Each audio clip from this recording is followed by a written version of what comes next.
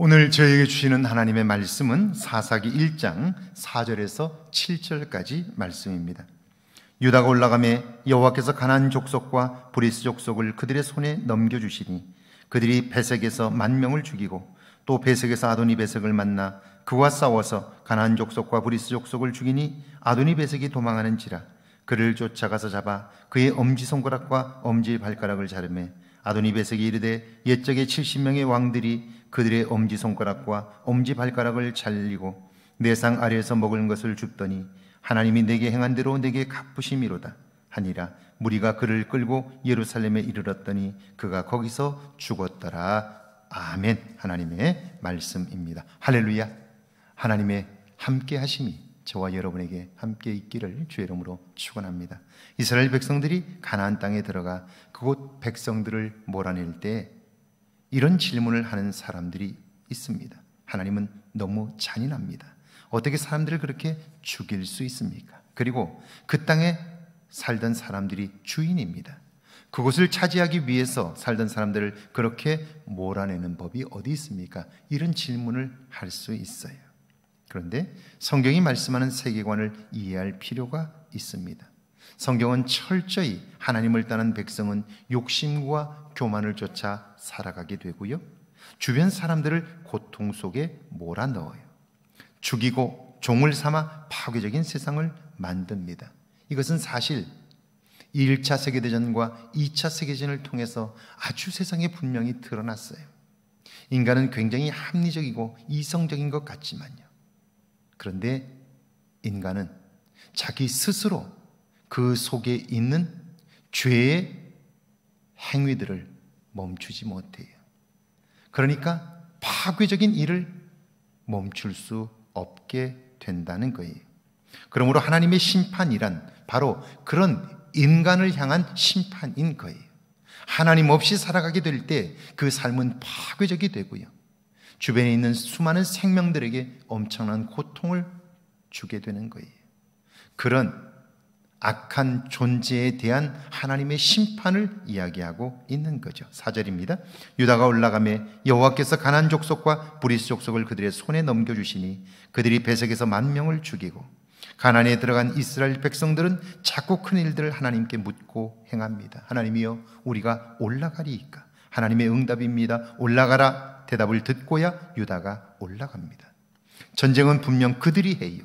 그런데 그들의 반응이 놀랍습니다. 여호와께서 가나안 족속과 브리스 족속을 그들의 손에 넘겨주시니, 전쟁은 내가 하지만 이기게 하는 분은 하나님입니다. 그들은 그것을 알고 있었고요, 그것을 고백하고 있는 거예요. 이것이 믿음이고 그들의 신앙인 것입니다. 5절이죠. 또 베색에서 아도니 베색을 만나 그와 싸워서 가나안 족속과 브리스 족속을 죽이니, 아도니 베색은 개인의 이름이 아니고 아돈의 왕, 통치자라는 뜻이에요. 그러니까 베색의 왕을 베색에서 만났고 유다 지파가 그들과 싸워 가나안 족속들을 물리쳤다는 이야기입니다. 그런데 한번 생각해 보세요.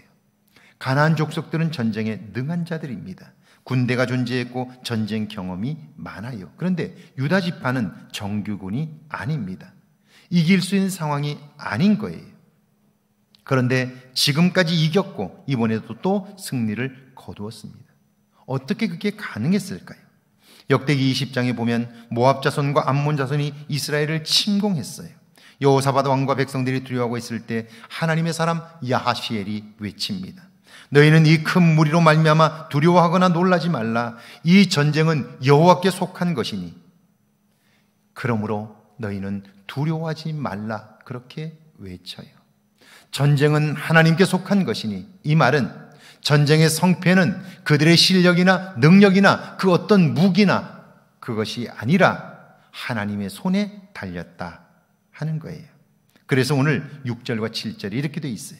아도니 베색이 도망하는지라 그를 쫓아가서 잡아 그의 엄지손가락과 엄지발가락을 자르매 아도니 베색이 이르되 옛적에 70명의 왕들이 그들의 엄지손가락과 엄지발가락이 잘리고 내 상 아래에서 먹을 것을 줍더니 하나님이 내가 행한 대로 내게 갚으심이로다 하니라. 무리가 그를 끌고 예루살렘에 이르렀더니 그가 거기서 죽었더라. 자, 이게 무슨 말일까요? 아도니 베색은 전에 악한 행위를 한 게 있어요. 인간으로서는 할 수 없는 행위들을 했어요. 하나님이 그걸 정확히 기억하고 계신 거예요. 그래서 결국 마지막 그가 이스라엘 백성들과 전쟁을 했을 때 그는 포로가 되었고요. 똑같은 일을 당하게 되자 하나님이 시켜서 이런 일이 되어졌다라고 고백하게 하는 거예요. 하나님을 알지 못하던 그였지만 마지막 되어진 결과를 보면서 이건 하나님이 하지 않으면 이렇게 될 수 없다고 고백하게 된 거예요.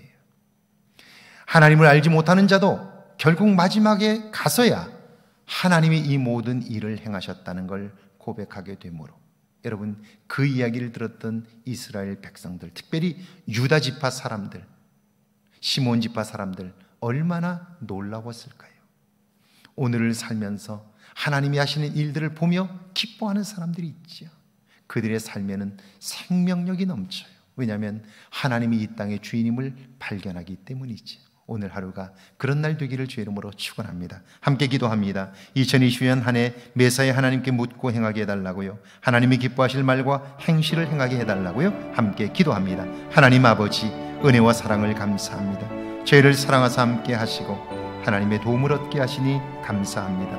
2022년 한 해 자꾸 큰 일들을 하나님께 묻고 행하게 하옵소서. 하나님이 기뻐하실 말을 하게 하시고 하나님이 기뻐하실 행실을 행하게 하옵소서. 그리하여 내 사는 날들이 하나님의 기쁨 되게 하시고 오늘 하루가 하나님의 영광이 나타나는 복된 하루가 되게 하옵소서.